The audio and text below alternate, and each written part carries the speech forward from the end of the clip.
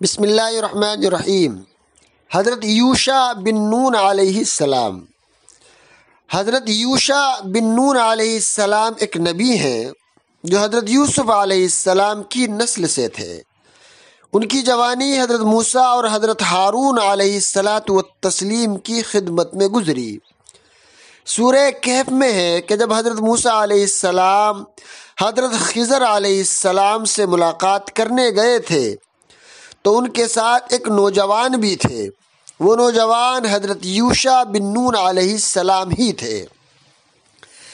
حضرت موسیٰ علیہ السلام اور حضرت ہارون علیہ السلام کے انتقال کے بعد آپ علیہ السلام کو نبوت ملی اور میدان تی سے بنی اسرائیل 40 سال بعد آپ کی قیادت میں نکلے اور بیت المقدس تک پہنچے۔ جب یہ قوم بیت المقدس میں داخل ہوئی تو اللہ تبارک و تعالیٰ نے حکم دیا کہ توبہ کرتے ہوئے داخل ہو، تو کچھ لوگوں نے توبہ کو مذاق بنا دیا۔ اس پر اللہ تبارک و تعالیٰ نے ایسے لوگوں پر عذاب اتارا۔ حضرت یوشع بن نون علیہ السلام کی خاص دعوت یہ تھی کہ اللہ تبارک و تعالیٰ کی نعمتوں کی زیادتی کی وجہ سے اکثر غرور میں نہ پڑ جاؤ۔